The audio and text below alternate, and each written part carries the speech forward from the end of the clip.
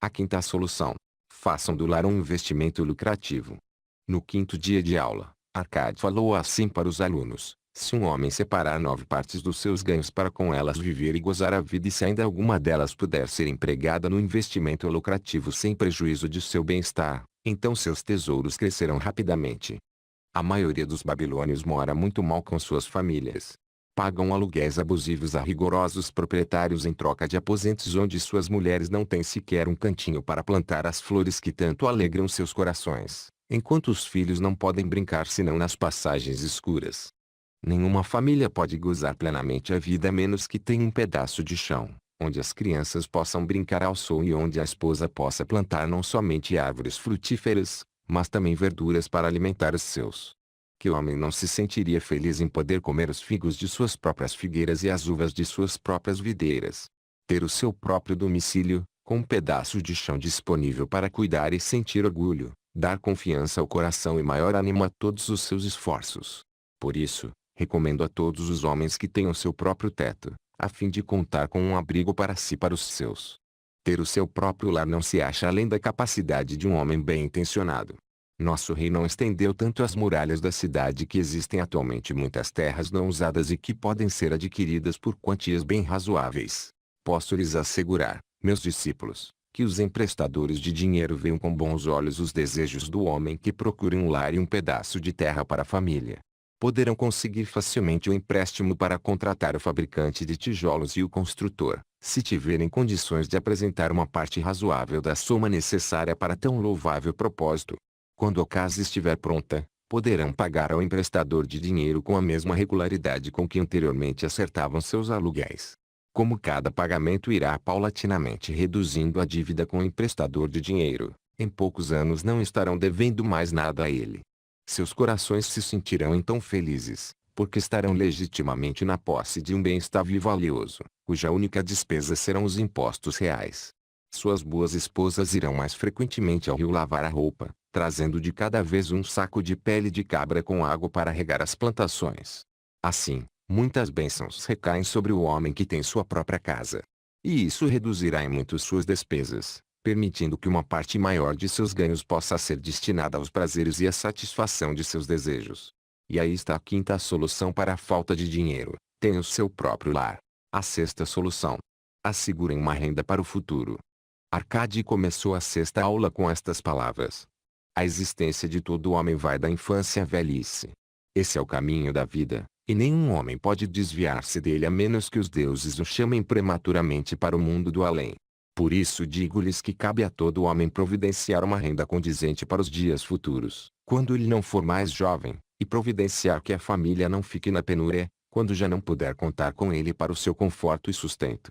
Esta lição lhes ensinará a prover uma bela reserva para quando o próprio tempo os tiver tornado menos capazes de aprender. O homem que, em virtude de sua compreensão das leis da riqueza, adquire crescentes lucros acumulados deve ter o pensamento voltado para os dias futuros.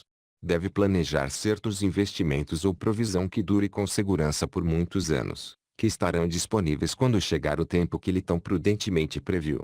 Um homem pode prover-se com segurança para o futuro de diversas maneiras. Pode buscar um esconderijo e ali enterrar o seu tesouro. Mas, por maiores que sejam os cuidados para ocultá-lo, corre o risco de tornar-se uma festa para os ladrões. Trata-se, portanto, de algo que não recomendo a ninguém. Pode comprar casas e terras para esse propósito. Se prudentemente escolhidas em função de sua utilidade e valor futuros, permanecerão valorizadas, com possibilidade de ótimos rendimentos e até de encontrar excelentes compradores, se for o caso de vendê-las. Pode confiar uma pequena soma ao emprestador de dinheiro e aumentá-la em períodos regulares. Os juros que o emprestador acrescenta ao capital logo o tornará maior. Conheço um fazedor de sandálias, chamado Ansan, que me contou um dia desses que todas as semanas, durante 8 anos, confiou a seu emprestador de dinheiro 2 moedas de prata. O homem fez recentemente um cálculo que deixou o fazedor de sandálias na maior felicidade. O total de seus pequenos depósitos mais os rendimentos à taxa ordinária de 1/4 de seu valor a cada 4 anos atinge atualmente a soma de 1040 moedas de prata. De bom grado encorajei-o a não parar de investir, demonstrando-lhe, através de meus conhecimentos dos números, que em 12 anos, Desde que desse sequência a essa economia de não mais que 2 moedas de prata em cada semana, o emprestador de dinheiro lhe devolveria 4.000 moedas de prata, uma soma que o deixaria tranquilo para o restante da vida. Com certeza, quando um pagamento tão pequeno, feito com regularidade, produz resultados tão lucrativos, só podemos concluir que nenhum homem pode deixar de assegurar um tesouro para a sua velhice e a proteção da família, não importa quão prósperos venham se mostrando seus negócios e investimentos. Gostaria de poder falar mais sobre isso.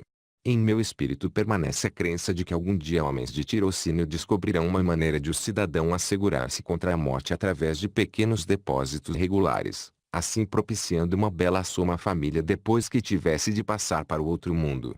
Vejo isso como algo desejável, digno da mais alta recomendação. Mas hoje ainda não é possível porque não haveria homem ou sócio com uma duração de vida suficiente para operar tal sistema, que deve ser uma coisa não tão estável como o trono do rei. Sinto que algum dia um plano como esse existirá e será uma grande bênção para muitos homens, porque mesmo o primeiro pequeno pagamento tornará disponível uma razoável fortuna para a família dos membros que viessem a falecer.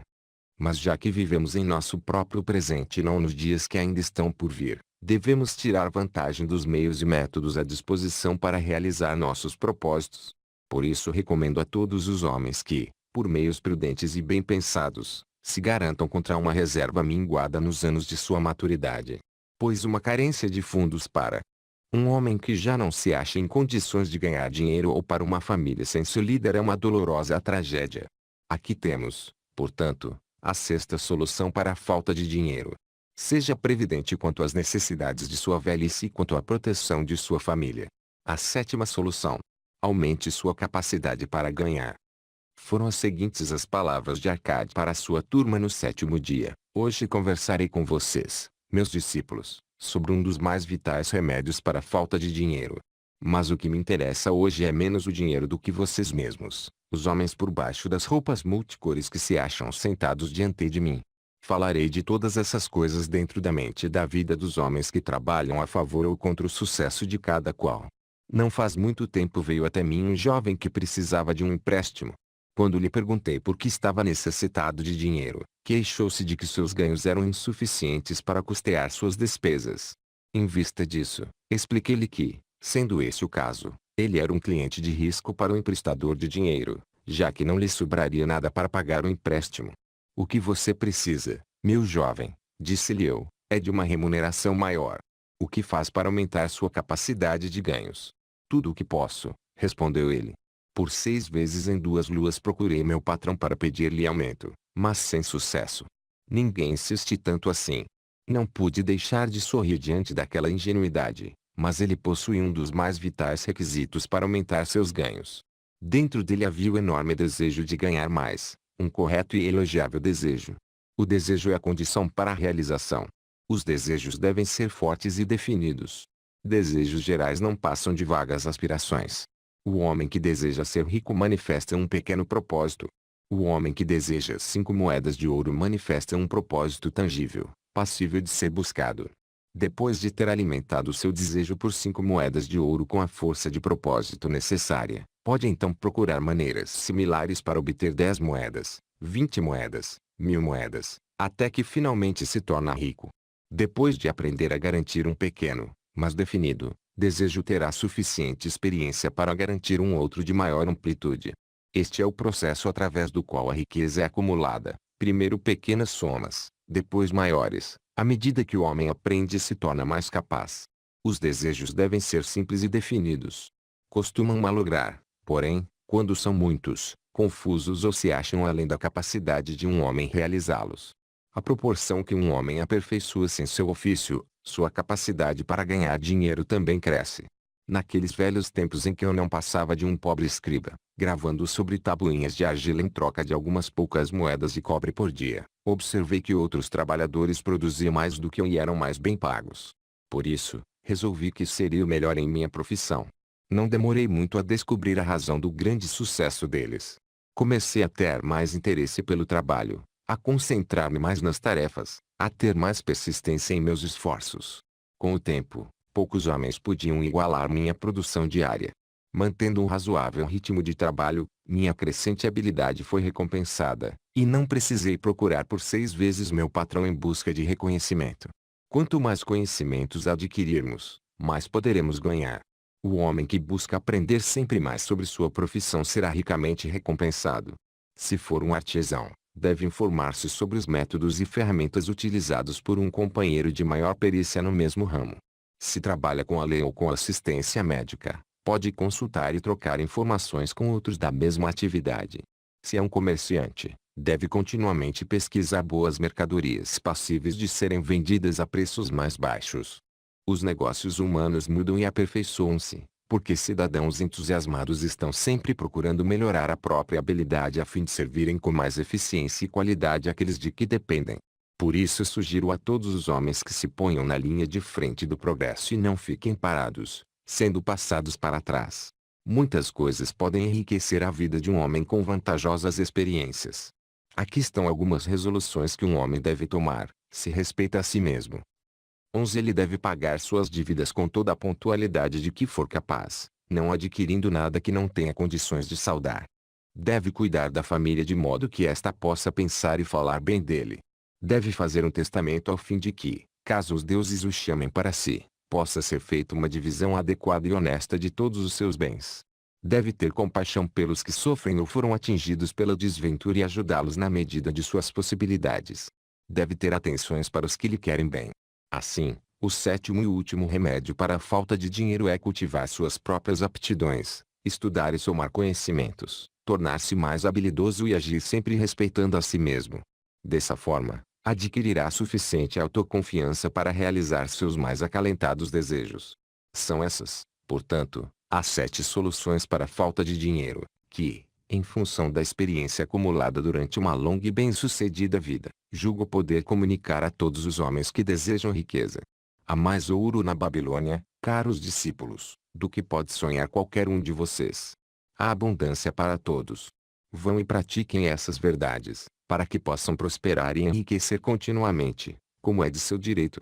Vão e ensinem essas verdades a todos os súditos honestos do reino, para que também eles possam partilhar com liberalidade da ampla riqueza de nossa amada cidade. Encontrando a deusa da boa sorte. Se um homem tem sorte, não há como prever extensão possível de sua boa fortuna. Joguem-no no Eufrates, e ele se salvará a nado com uma pérola na mão. Provérbio babilônico. O desejo de ter sorte é universal. Ele era tão forte no peito dos homens há 4.000 anos na antiga Babilônia quanto é atualmente no coração dos homens. Todos nós esperamos ser favorecidos pela caprichosa deusa da boa sorte. Há alguma maneira de encontrá-la e atrair não apenas sua atenção favorável, mas também seus generosos favores. Há alguma maneira de atrair a boa sorte. Era exatamente isso que os antigos habitantes da Babilônia queriam saber.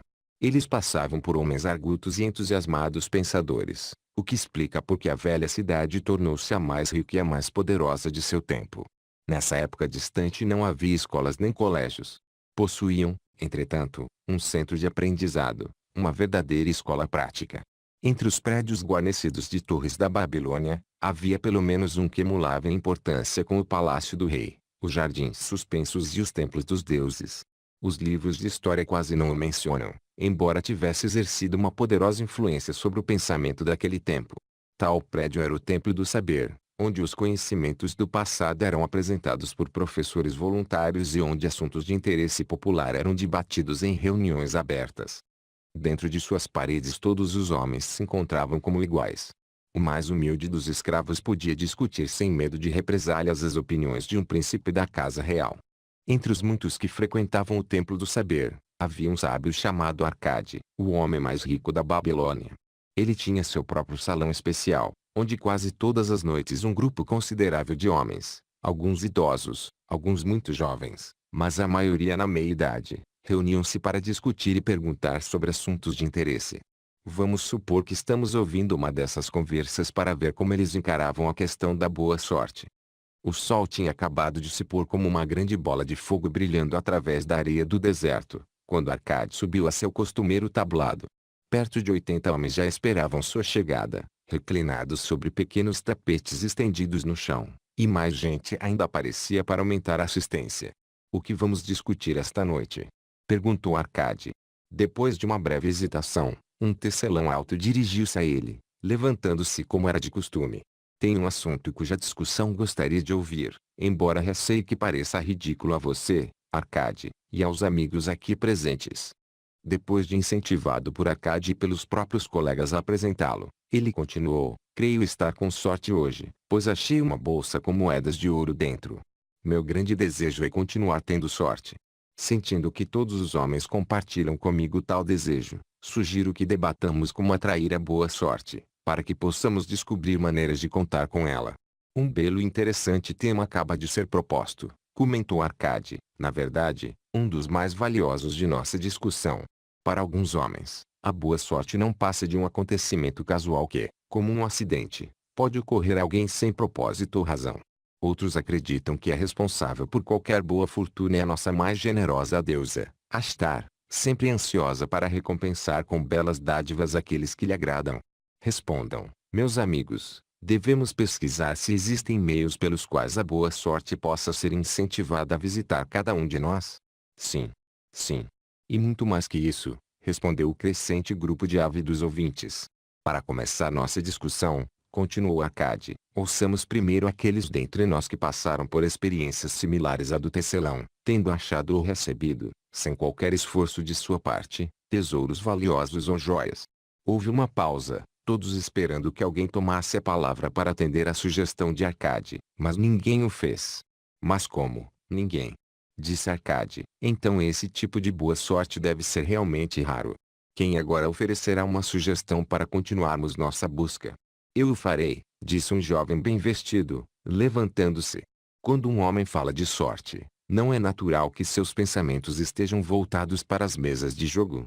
Não é ali que encontramos muitos homens cortejando o favor da deusa na esperança de que ela os faça ganhar a todo momento. Como o jovem tivesse, depois dessas breves palavras, retomado seu lugar, uma voz ergueu-se: não pare. Continue sua história. Diga-nos, por acaso pôde contar com o favor da deusa nas mesas de jogo? Ela fez com que os cubos caíssem com o lado vermelho virado para cima, enchendo sua bolsa à custa do homem das apostas, ou, ao contrário, permitiu que o lado azul fosse o vitorioso, propiciando ao outro passar a mão em suas moedas de prata arduamente conquistadas. O jovem juntou-se aos risos sem maldade da sala e replicou: não posso deixar de admitir que a deusa não parecia saber que eu me achava no local. Mas e quanto aos demais? Encontraram-na esperando em tais lugares para rolar os cubos em favor de vocês? Estamos ávidos para ouvir tanto quanto para aprender. Um sábio começo, atalhou Arcade. Achamo-nos aqui para considerar todos os lados de cada questão. Ignorar as mesas de jogo seria fechar os olhos a um instinto comum a muitos homens que gostam de tentar a sorte, apostando uma pequena soma de dinheiro na esperança de conseguir somas bem maiores.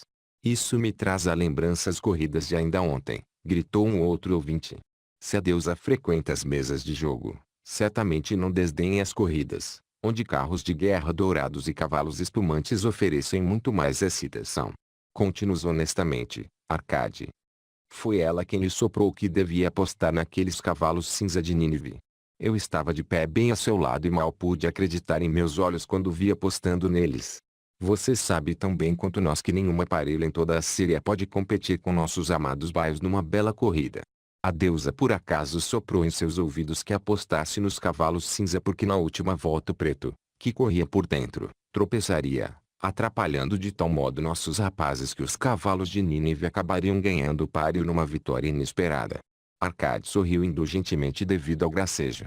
Que motivo temos para pensar que a boa deusa se ocuparia das apostas de um homem num cavalo de corrida?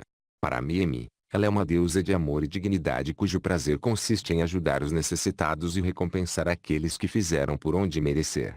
Espero encontrá-la não nas mesas de jogo ou nas corridas em que os homens perdem mais do que ganham, mas nos lugares onde as ações humanas têm mais valor e são mais dignas de recompensa. No cultivo da terra, nas relações comerciais honestas, em qualquer ocupação humana é oportunidade de lucros decorrentes do esforço pessoal e de negócios bem realizados. Naturalmente, nem sempre o indivíduo será recompensado, porque às vezes seu juízo pode falhar, tanto quanto, em outras ocasiões, os ventos seu mau tempo podem acarretar o malogro de todos os seus esforços. Mas, se persistir, poderá contar com bons lucros no futuro. Isso acontece porque as chances de lucro estão sempre a seu favor.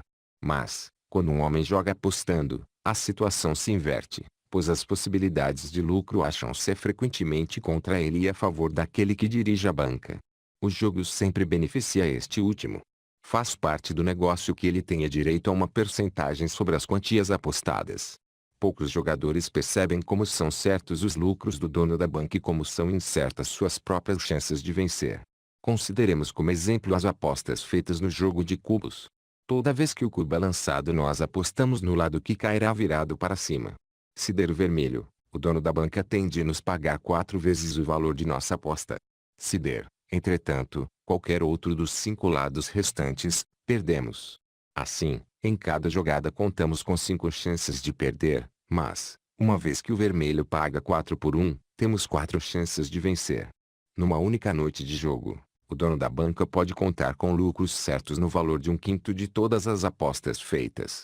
Pode um homem esperar vencer se não ocasionalmente contra vantagens arranjadas de tal modo que, pelo simples fato dele entrar numa casa de jogo, já os despojam de 1/5 de suas apostas.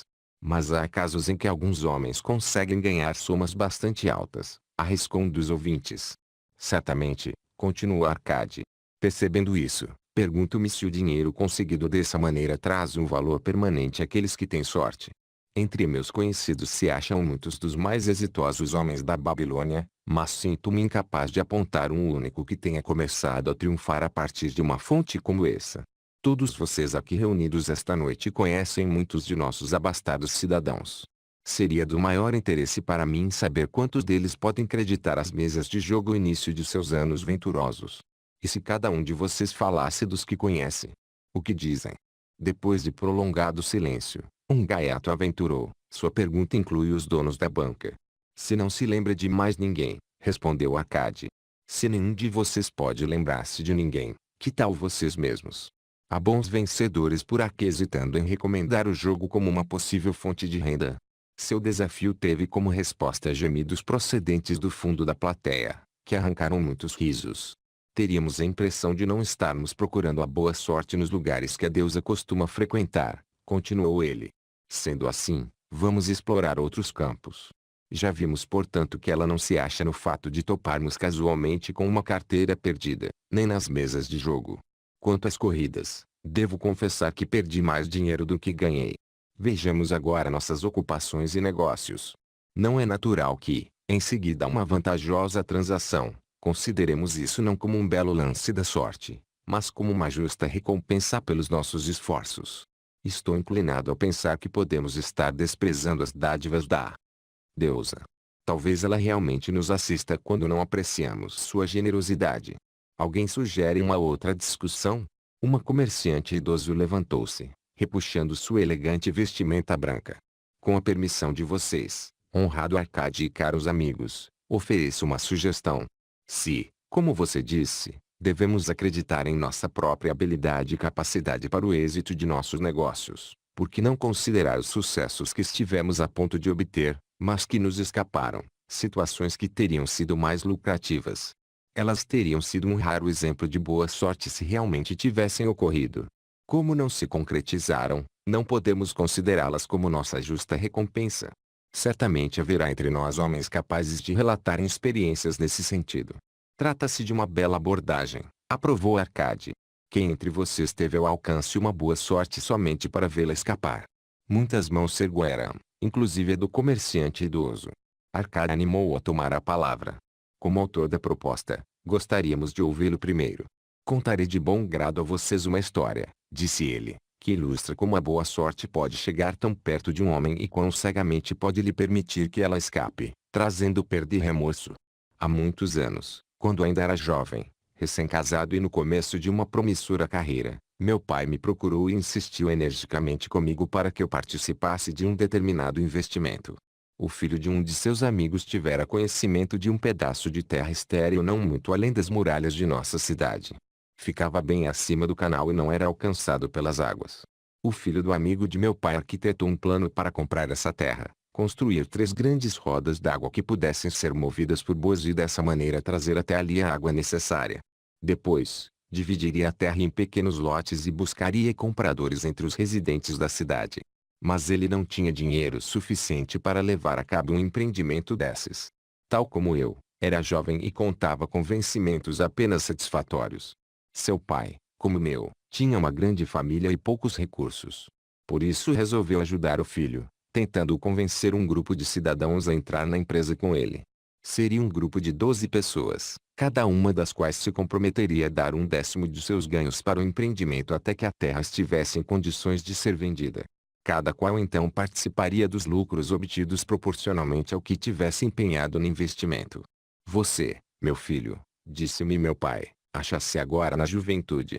Em meu profundo desejo que comece a construir uma sólida posição para que se torne respeitado entre os homens. Gostaria que se valesse de meus conhecimentos em razão dos próprios erros desatinados que andei cometendo no passado. É o que desejo mais ardentemente, meu pai, respondi-lhe. Então, eis meu conselho. Era o que eu deveria ter feito na sua idade. Separe sempre 1/10 de seus ganhos para empregá-lo em investimentos favoráveis. Com esse 10º e com o que ele próprio terá condições de obter, você poderá, muito antes de chegar à idade em que me encontro, ter acumulado uma considerável soma. O que está dizendo, meu pai, são palavras de sabedoria. Realmente desejo enriquecer. Mas há muitas maneiras de empregar meu dinheiro. Por isso estou ainda hesitante quanto a seguir seus conselhos. Sou jovem. Há muito tempo. Pensei do mesmo modo em sua idade e, como pode ver, muitos anos acabaram se passando sem que eu tivesse dado sequer os primeiros passos. Vivemos numa época diferente, pai. Evitarei cometer os seus erros. A oportunidade se apresenta diante de você, meu filho. E está oferecendo uma chance que pode levá-lo à riqueza. Imploro-lhe, não adie as coisas.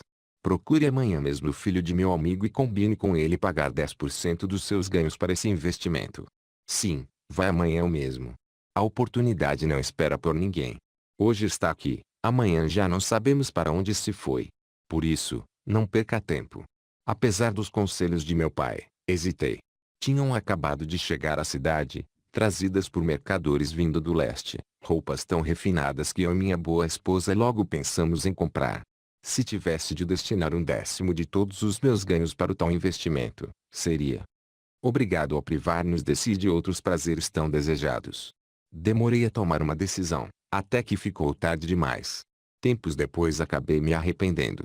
O empreendimento revelou-se mais vantajoso do que qualquer um dos participantes podia prever. Isso é minha história, mostrando como permiti que a boa sorte escapasse. Nessa história vemos como a boa sorte costuma procurar o homem que acredita nas oportunidades, comentou um homem moreno do deserto. Para construir uma sólida posição é sempre necessário um começo. Esse começo podem ser algumas moedas de ouro ou de prata que um homem separa dos próprios ganhos para o seu primeiro investimento. Eu, por exemplo, sou proprietário de muitas cabeças de gado. Tudo começou, quando ainda não passava de um rapazinho, com a compra de um bezerro por uma moeda de prata. Sendo o início de minha riqueza, isso teve uma grande importância para mim. Dar o primeiro passo para construir uma sólida posição é uma boa sorte que pode acontecer a qualquer homem. O primeiro degrau, transformando os cidadãos que ganham por seus próprios esforços em homens que começam a ter lucros pelo bom emprego de seu dinheiro, é sempre importante. Alguns, afortunadamente, fazem isso quando jovens e deixam para trás, em termos de sucesso financeiro, aqueles que só o fizeram muito tarde ou aqueles que infelizmente, como o pai do mercador que acabamos de ouvir, nunca o fizeram. Tivesse nosso amigo, o mercador, seguido esse rumo em sua juventude, quando a oportunidade se lhe apresentou, hoje estaria acumulado de muitos bens do mundo.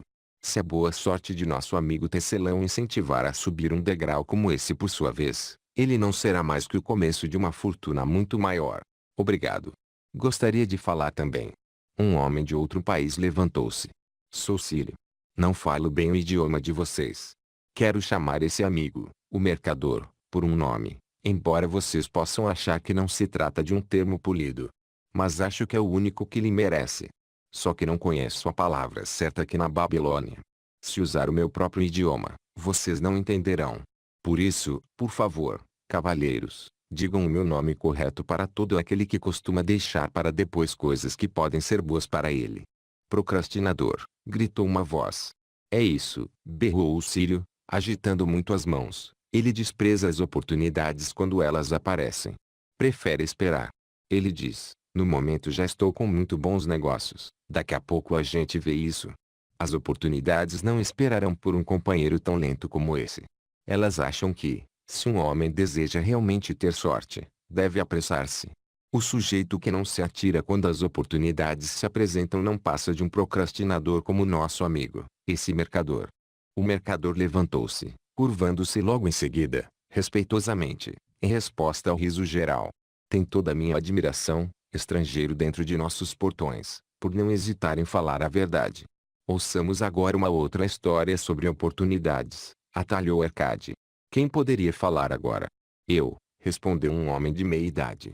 Sou um comprador de animais, em geral camelos e cavalos. Às vezes também compro ovelhas e cabras. A história que tenho para contar mostrará como a oportunidade veio até mim uma noite, quando menos a esperava. Foi talvez por isso que a deixei escapar. Confio a vocês, entretanto, o julgamento. Retornando à cidade uma noite, depois de uma desencorajadora expedição de 10 dias em busca de camelos, fiquei muito irritado por encontrar os portões da cidade fechados e trancados. Enquanto meus escravos armavam a tenda para o pernoite, que seria passado com pouca comida e sem água, aproximei-me de um fazendeiro idoso que, como nós mesmos, achava-se fora das muralhas. Honrado senhor, dirigiu-se ele a mim, por sua aparência, julgo estar falando com um comprador. Se eu estiver certo, muito me agradaria vender-lhe o mais excelente rebanho de ovelhas a um ótimo preço. Ai de mim, minha esposa encontra-se de cama, ardendo em febre. Preciso voltar o mais depressa possível. Compre minhas ovelhas, para que eu e meus escravos montemos em nossos camelos e partamos imediatamente. Estava tão escuro que eu não podia ver o rebanho, mas pelos balidos imaginei que devia ser bastante grande. Havendo consumido inutilmente 10 dias à procura de camelos, fiquei contente em fazer negócio com ele. Em sua ansiedade, o homem acabou fixando um preço bem interessante. Aceitei. Sabendo que meus escravos podiam conduzir o rebanho através dos portões da cidade, pela manhã, e vendê-lo com um lucro substancioso. Fechado o negócio, ordenei aos escravos que trouxessem tochas a fim de contarmos o rebanho, que, segundo as declarações do fazendeiro, tinha 900 cabeças. Não vou sobrecarregá-los, meus amigos, com a narração de nossas dificuldades para contar esses animais cansados, mortos de fome e de sede. Isso se revelou uma tarefa impossível. Por isso, disse claramente ao fazendeiro que eu teria de esperar a luz do dia para conferir o rebanho e que só então lhe pagaria. Por favor, honrado senhor, lamentou-se ele, conceda-me 2/3 do preço esta noite para que eu possa partir. Deixarei meu escravo mais inteligente e educado para ajudá-lo na contagem pela manhã. Ele é de minha inteira confiança, e o senhor poderá pagar-lhe o restante. Mas eu era cabeçudo e me recusei a fazer qualquer pagamento naquela noite. No outro dia, antes de despertar, os portões da cidade foram abertos, e 4 compradores saíram correndo à procura de rebanhos. Estavam ávidos e dispostos a pagar altos preços, porque a cidade achava-se ameaçada de sítio, e não havia comida suficiente. O velho fazendeiro conseguiu pelo rebanho 3 vezes o preço que tinha combinado comigo. Essa é uma história extraordinária, comentou Arcade. Que lição podemos tirar dela? A lição de que devemos fechar imediatamente um negócio quando estamos convencidos de que ele vale a pena, declarou um venerável fabricante de selas. Se o negócio for bom, você precisa proteger-se tanto contra sua própria fraqueza quanto contra qualquer outro concorrente. Nós mortais somos mutáveis. Quero dizer, mais aptos a mudar de opinião quando estamos certos do que quando estamos errados. Nós somos realmente cabeçudos, estamos constantemente propensos a vacilar e deixar as oportunidades escaparem. Meu primeiro juízo é sempre o melhor. Mas sempre encontrei dificuldade para obrigar-me a prosseguir com um bom negócio. Por isso, como uma proteção contra minhas próprias fraquezas, faço imediatamente um depósito para garanti-lo. Isso me resguarda contra futuros remorsos por não ter aproveitado uma eventual boa sorte. Obrigado. Gostaria de falar novamente. O Sírio estava de pé. Tais histórias são muito parecidas. As oportunidades fugindo pela mesma razão. Estão sempre ao alcance das mãos do procrastinador, trazendo-lhe bons planos. Ele sempre hesita, acha que deve esperar uma ocasião melhor, o tempo passando. Como pode ser bem-sucedido o homem que age assim? Sabe as palavras: Meu amigo, respondeu o comprador. A boa sorte dá as costas à procrastinação nessas duas histórias. Mas isso não é incomum. O espírito de procrastinação está dentro de todos os homens. Queremos ser ricos, mas, sempre que as oportunidades aparecem diante de nós, esse espírito de procrastinação nos incita, com o nosso próprio consentimento, a adiar as coisas. Por dar ouvidos a ele, tornamo-nos nossos piores inimigos.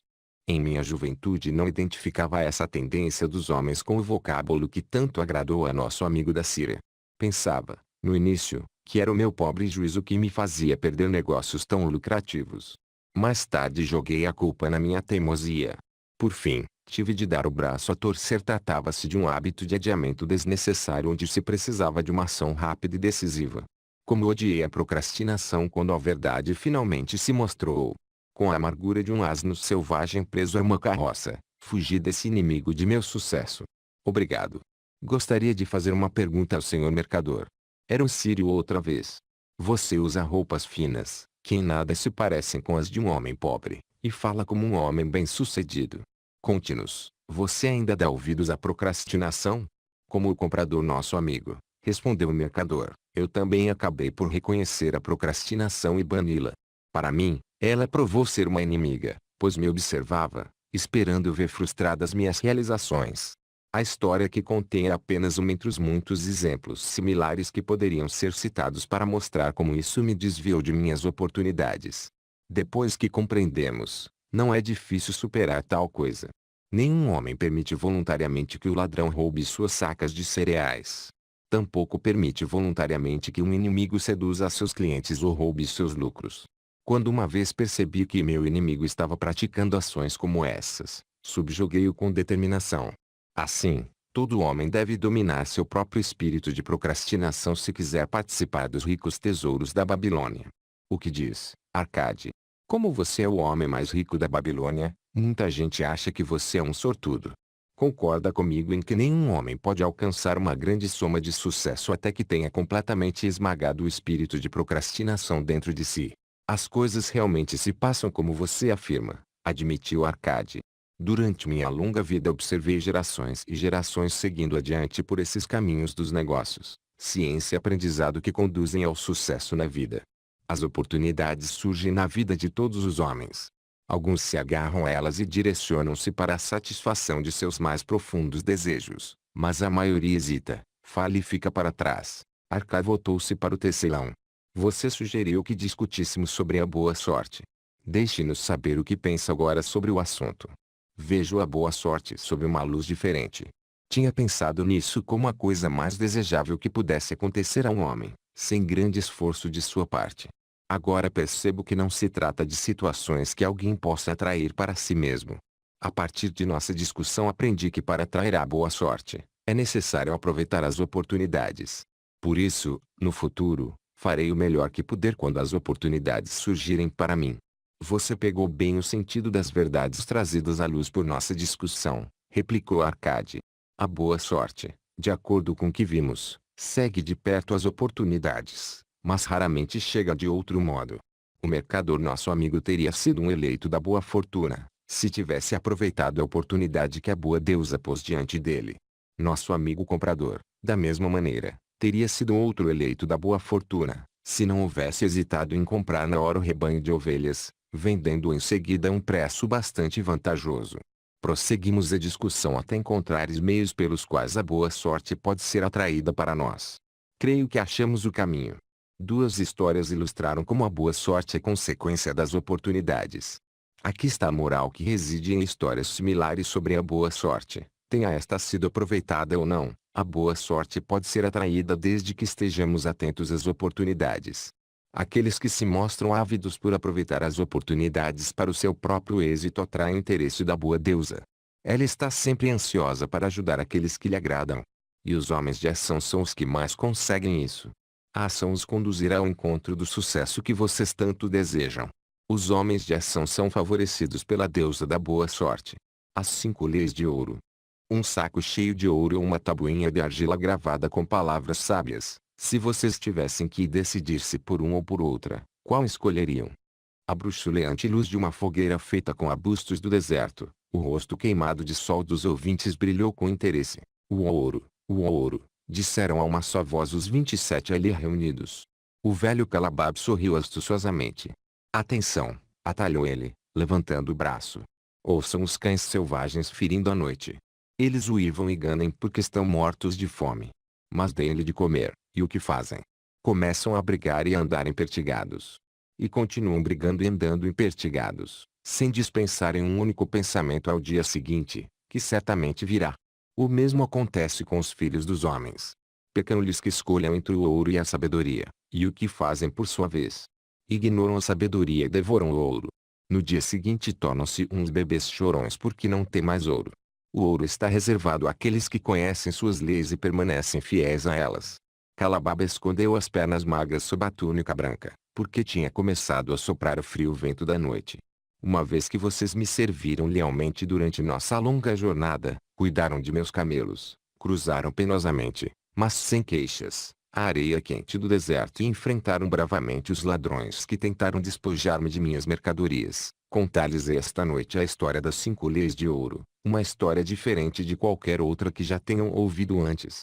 Ouçam com profunda atenção minhas palavras, pois, se conseguirem assimilá-las apropriadamente, terão condições de reunir no futuro uma grande fortuna. Para causar efeito, fez uma pausa. Sobre um dossel azul, as estrelas brilhavam no céu claro como o cristal da Babilônia. Atrás, o grupo prendia firmemente suas desbotadas tendas ao chão contra as possíveis tempestades de areia. Mais para o lado, achavam-se os grandes fardos de mercadoria caprichosamente empilhados e cobertos por peles.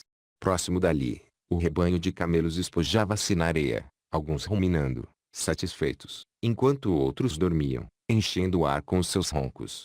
Você nos contou muito boas histórias, Calabab, disse o chefe dos enfardadores.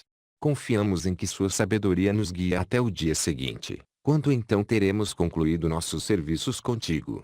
Falei-lhes de minhas aventuras em terras estranhas e distantes, mas esta noite quero tecer comentários sobre a sabedoria de Arcade, um homem venturoso e tarimbado. Ouvimos falar muito dele, confessou o chefe dos enfardadores, pois foi o homem mais rico que já viveu na Babilônia. Sim, ele foi realmente o mais rico, e isso porque sabia, como nenhum outro homem antes dele, como ganhar dinheiro. Esta noite falarei sobre os seus grandes conhecimentos, de acordo com as informações que Nomazir, seu filho, me comunicou há muitos anos em Nínive, quando eu não passava de um garoto. Meu patrão e eu mesmo ficamos uma vez até tarde da noite no palácio de Nomazir. Eu tinha ajudado meu patrão a carregar grandes fardos de tapetes caríssimos para serem examinados por Nomazir, até que sua escolha das cores o deixasse satisfeito. Por fim, ele se mostrou bastante simpático e ordenou que nos sentássemos com ele para saborear um vinho delicioso, de requintado buquê, que aqueceu meu estômago tão desacostumado dessas bebidas finas.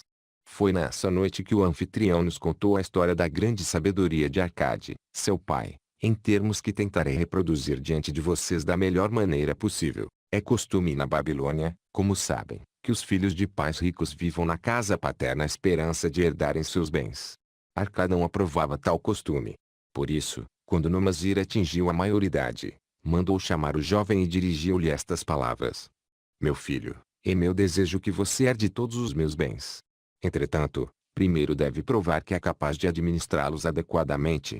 Por isso, quero que eu saia pelo mundo e mostre sua competência para ganhar dinheiro e tornar-se um homem respeitado entre nossa gente. Para você começar bem, lhe darei 2 coisas que eu mesmo não tive quando iniciei, como um pobre rapaz, a construção de minha fortuna. Primeiro, passo-lhe as mãos este saco com moedas de ouro. Se usá-lo com discernimento, ele constituirá a base de seu futuro sucesso. Segundo, deixe sob sua custódia esta tabuinha de argila onde estão gravadas as 5 leis de ouro. Se conseguir transportar o espírito delas para os seus próprios atos, elas lhe trarão competência e segurança. Daqui a 10 anos, volte à casa de seu pai e dê-lhe conta de tudo o que fez.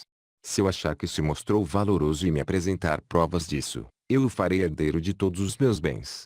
Por outro lado, comunicarei tudo isso aos sacerdotes, para que eles possam trocar por minha alma a generosa consideração dos deuses.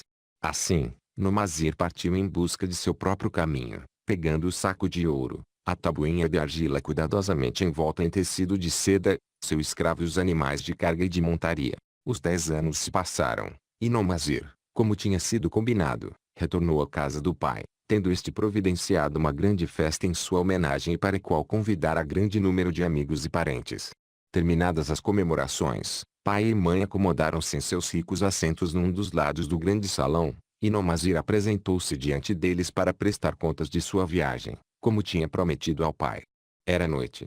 O aposento estava impregnado com a fumaça dos pavios dos candeeiros, que produziam uma fraca iluminação. Escravos em túnicas brancas abanavam ritmicamente o úmido ar com longas folhas de palmeira. Uma pomposa dignidade dava colorido à cena. A esposa de Nomazir e seus 2 filhos ainda pequenos, com amigos e outros membros da família, estavam sentados sobre tapetes atrás dele, ouvindo avidamente. Meu pai, começou a dizer Nomazir, cheio de respeito, inclino-me diante de sua sabedoria. Há 10 anos, quando me achava às portas da maioridade, o Senhor incentivou-me a partir e a tornar-me um homem entre os homens, em vez de permanecer nesta cidade como um vassalo de sua fortuna. E me deu um saco com moedas e ouro. E me concedeu liberalmente as atenções de sua sabedoria. Quanto ao ouro, ai de mim, devo admitir que não o usei com perícia. Ele fugiu de minhas inexperientes mãos como a lebre selvagem foge, na primeira oportunidade, do jovem que a caça. O pai sorriu indulgentemente. Continue, meu filho, sua história me interessa em todos os seus detalhes. Decidi ir para Nínive, uma próspera cidade, acreditando que ali encontraria oportunidades. Juntei-me a uma caravana e fiz entre seus membros numerosos amigos. Ali também se achavam 2 homens bem-falantes que tinham um belíssimo cavalo branco, rápido como o vento. Enquanto viajávamos, eles me disseram que havia em Nínive um homem riquíssimo, dono de um cavalo tão veloz que nunca tinha sido derrotado.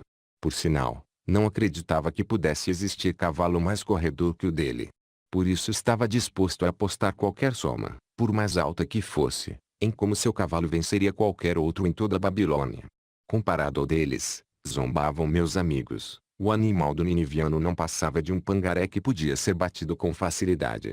Propuseram-me então, como se estivessem me fazendo um grande favor, participar com eles da aposta. Fiquei logo entusiasmado com o plano. Nosso cavalo levou uma surra vergonhosa. Eu acabei perdendo grande parte do ouro. O pai não pôde deixar de rir. Mais tarde descobri que se tratava de um plano fraudulento desses crápulas e que eles constantemente viajavam com caravanas, procurando sempre novas vítimas. Creio que todos aqui já perceberam que o homem em Nínive era um associado deles, que dividia entre os 3 os lucros da aposta. Esse astucioso golpe me deu minha primeira lição, incitando-me a ter mais cuidado daí para frente. Logo aprenderia outra, igualmente amarga. Na caravana havia um outro jovem com quem estreitei laços de amizade. Ele era filho de pais ricos, como eu, viajando a Nínive a fim de encontrar uma posição conveniente. Não muito depois de nossa chegada, me contou que um comerciante tinha morrido, deixando uma loja repleta de ricas mercadorias e uma clientela de primeira qualidade que podiam ser adquiridas por um preço insignificante. Dizendo que seríamos sócios em partes iguais, mas que antes precisava voltar à Babilônia para investir seu dinheiro, convenceu-me a comprar a loja apenas com a minha parte, acrescentando que a dele seria usada mais tarde para levar adiante o empreendimento. Ele adiou quanto pôde sua viagem à Babilônia, provando nesse meio tempo ser um comprador burro e um gastador insensato. Por fim mandei-o embora, mas o negócio já se deteriorara, a loja repleta de mercadorias que ninguém queria comprar e eu sem dinheiro para adquirir outras. Passei o que restava a um israelita por um preço desprezível. A isso se seguiram, meu pai, dias bastante amargos. Procurei emprego e não encontrei, pois não tinha profissão nem treinamento que me capacitassem a ganhar o meu dinheiro. Vendi meus cavalos. Vendi meu escravo. Vendi grande parte de minhas roupas para que pudesse comer e ter um lugar para dormir, mas a escassez tornava-se cada dia mais assustadora. Nesses dias amargos, porém, lembrei-me da confiança que o Senhor tinha depositado em mim.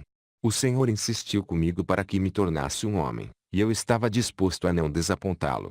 A mãe escondeu o rosto e chorou baixinho. Foi então que me veio à memória a tabuinha que o Senhor me dera e onde tinha gravado as 5 leis de ouro. Li com extremo cuidado suas sábias palavras e percebi que, se ao menos tivesse buscado primeiro a sabedoria, meu ouro não teria ido embora.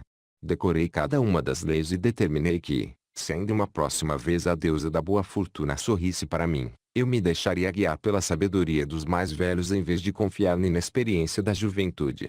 Para proveito de todos os que se acham aqui reunidos esta noite, lerei as sábias palavras de meu pai gravadas sobre a tabuinha de argila que ele me entregou faz hoje 10 anos. As 5 leis de ouro. E o ouro vem de bom grado e numa quantidade crescente para todo homem que separa não menos de 1/10 de seus ganhos, a fim de criar um fundo para o seu futuro e o de sua própria família. 2.0 Ouro trabalha diligente e satisfatoriamente para o homem prudente que, possuindo-o, encontra para ele um emprego lucrativo, multiplicando-o como os flocos de algodão no campo. 3. O ouro busca a proteção do proprietário cauteloso que o investe de acordo com os conselhos de homens mais experimentados em seu manuseio. 4. O ouro foge do homem que o emprega em negócios ou propósitos com que não está familiarizado ou que não contam com a aprovação daqueles que sabem poupá-lo. O ouro escapa ao homem que força ganhos impossíveis ou que dá ouvidos aos conselhos enganosos de trapaceiros e fraudadores ou que confia em sua própria inexperiência e desejos românticos na hora de investi-lo. Essas são as 5 leis de ouro gravadas por meu pai na tabuinha. Proclamo-as tão valiosas quanto o próprio ouro, como ficará demonstrado pela continuação de minha história. Ele então encarou o pai. Contei-lhe sobre a grande pobreza e o desespero que minha inexperiência me trouxe. Entretanto, não existe nenhuma sucessão de infortúnios que não chegue a seu fim. No meu caso, isso aconteceu quando consegui um emprego como chefe de um grupo de escravos que trabalhavam na nova muralha externa da cidade.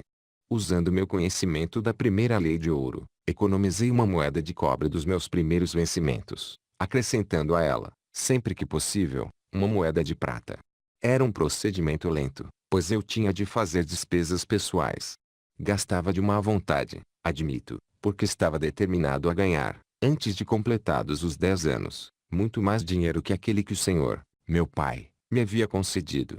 Um dia, o chefe dos escravos, de quem me tinha tornado amigo, disse: "Você é um jovem econômico que não gasta temerariamente o que ganha. Tem procurado guardar dinheiro?" Sim, respondi-lhe. Meu desejo é juntar o suficiente para repor aquele que meu pai me deu e que perdi. Posso garantir-lhe que se trata de uma ambição meritória. Sabia que o dinheiro que você está economizando pode trabalhar para você e ganhar muito mais? Aí de mim. Tive uma experiência bastante amarga, pois todo o ouro de meu pai escorreu como água, e tenho muito medo de que o meu vá pelo mesmo caminho. Se tiver confiança em mim, eu ensinarei a lidar de modo lucrativo com o dinheiro, disse ele.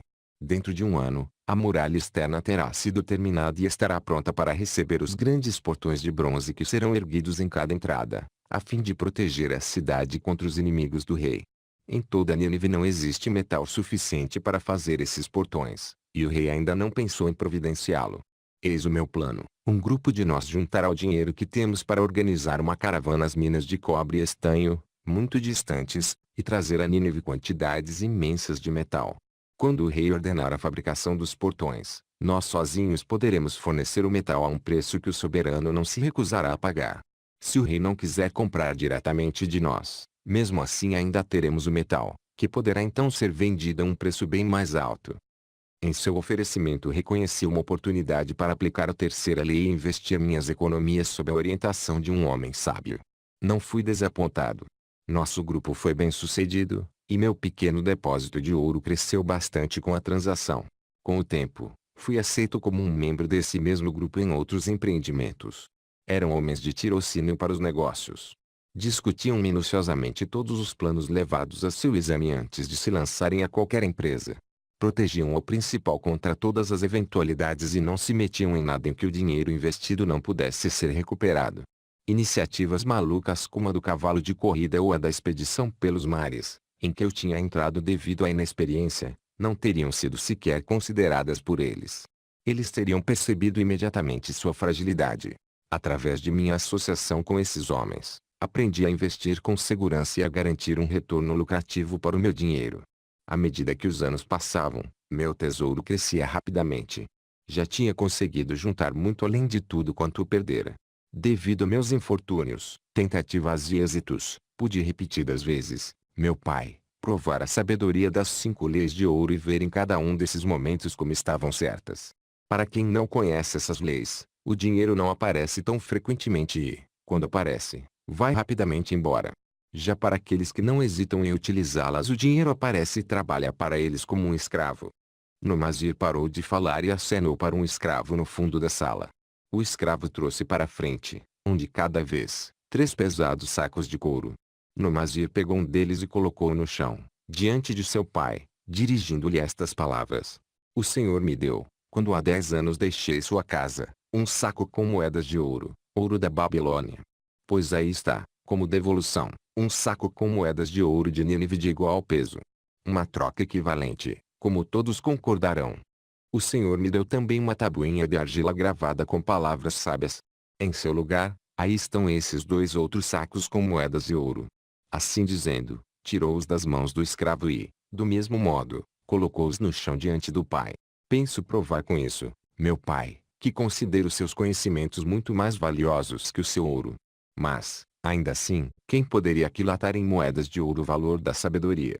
Sem sabedoria, o ouro pode ser rapidamente perdido pelos que o têm, mas, com sabedoria, o ouro pode ser adquirido pelos que não o têm, como podem provar sobejamente estes 3 sacos de ouro. Além disso, sinto a mais profunda satisfação, meu pai, em estar diante do Senhor e poder dizer que, devido à sua sabedoria, fui capaz de tornar-me rico e respeitado entre os homens.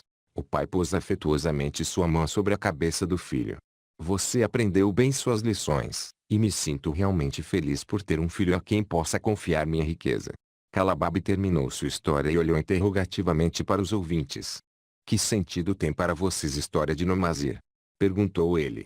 Quem entre vocês pode comparecer diante do pai ou do sogro para prestar contas de uma boa administração de seus ganhos? Que não pensariam esses veneráveis homens se lhes dissessem: viajei muito, aprendi muito, trabalhei muito e ganhei muito, mas, ai de mim, não consegui juntar muitas moedas de ouro. Dispendi algumas sabiamente, outras tantas esbanjei loucamente, além das que perdi de modo insensato. Ainda pensam tratar-se de um capricho do destino que alguns homens tenham muito ouro, enquanto outros não têm nada. Pois estão errados. Os homens têm muito dinheiro quando conhecem as 5 leis de ouro e sabem empregá-las. Por ter aprendido e empregado bem essas 5 leis em minha juventude, hoje sou um rico comerciante. Não acumulei minha riqueza devido a um passe qualquer de mágica. A riqueza que chega muito rápido vai embora da mesma maneira. A riqueza que promove gozo e satisfação para seu proprietário constrói-se gradualmente, porque é uma criança nascida do conhecimento e da persistência. Ganhar dinheiro é um peso fácil de carregar para o homem consciencioso. Ter paciência para com o fardo ano após ano acaba por levar à realização. A observância das 5 leis de ouro traz sempre uma bela recompensa. Cada uma dessas 5 leis é rica de sentido, e, temendo que não tenham sido suficientemente assimiladas durante minha breve história, faço questão de repeti-las. Conheço-as de cor, porque em minha juventude pude ver o quanto eram valiosas e não sosseguei enquanto não as retive na memória palavra por palavra. A primeira lei de ouro.